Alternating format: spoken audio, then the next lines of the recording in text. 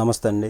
వైఎస్ఆర్ కాంగ్రెస్ పార్టీలో ఏం జరుగుతుందో పార్టీ పెద్దలకు కూడా అంతు పట్టడం లేదు, అర్థం కావటం లేదు. పార్టీలోనే ఉంటున్నారు, మౌన ముద్రలోనే ఉంటున్నారు, సైలెంట్గా ఉంటున్నారు. పార్టీ ఇచ్చేటటువంటి పిలుపులకు స్పందించడం లేదు, పార్టీ పెట్టేటటువంటి మీటింగులకు పిలిచినా రావడం లేదు. ఆ ఇద్దరు శ్రీకాకుళం జిల్లాకు చెందినటువంటి పెద్ద నాయకులు, మాజీ మంత్రి శ్రీకాకుళం మాజీ ఎమ్మెల్యే ధర్మాన ప్రసాదరావు గారు మరియు మాజీ స్పీకర్ తమ్మినేని సీతారాం గారు. వీరిద్దరి వ్యవహారం పార్టీ పెద్దలకి ఇప్పుడు మింగుడు పడడం లేదు. శ్రీకాకుళం ఇన్ఛార్జిగా ప్రసాదరావు గారికి ఇస్తామన్నా ఆయన నుంచి సరైనటువంటి స్పందన లేదు అంటున్నారు. ఇప్పుడు తమ్మినేని సీతారామును శ్రీకాకుళం పార్లమెంట్ ఇన్ఛార్జిగా నియమించిన సైలెంట్గానే ఉంటున్నారు ఆయన కూడా.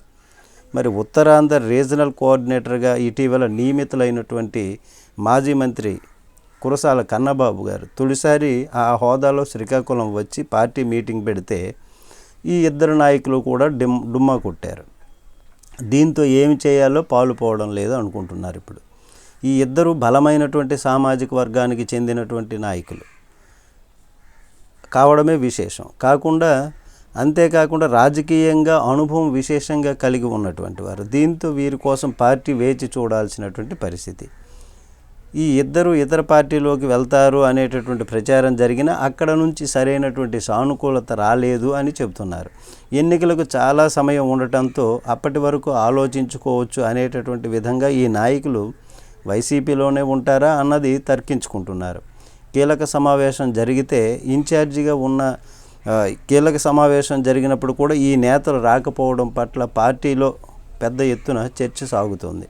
తనకంటే జూనియర్ ఇన్ఛార్జిగా ఉన్నారని భావించే రాలేదా అన్నది కూడా ఆలోచన వస్తోంది. అయితే కన్నబాబు మాత్రం ఎలాంటి భేషజాలకు పోకుండా ఈ ఇద్దరు నేతల ఇంటికి వెళ్ళి వారితో మాట్లాడి వచ్చారు అన్నట్లుగా తెలుస్తుంది. మరి శ్రీకాకుళం జిల్లాలో వైసీపీ రాజకీయంగా ఒడిదుడుకులు ఎదుర్కొంటుంది. అక్కడ ఫ్యాన్ పార్టీకి బోలెడు రిపేర్లు చేయాల్సినటువంటి పరిస్థితి ఉంది అని అనుకుంటున్నారు. అయితే కన్నబాబు తన ఉత్సాహాన్ని 100కు 100% చూపిస్తే ఫలితం రావచ్చు అని అనుకుంటున్నారు. ఆయనకు అధినాయకత్వం పూర్తి స్థాయిలో అండగా ఉన్నట్లు చెబుతున్నారు. నమస్తే.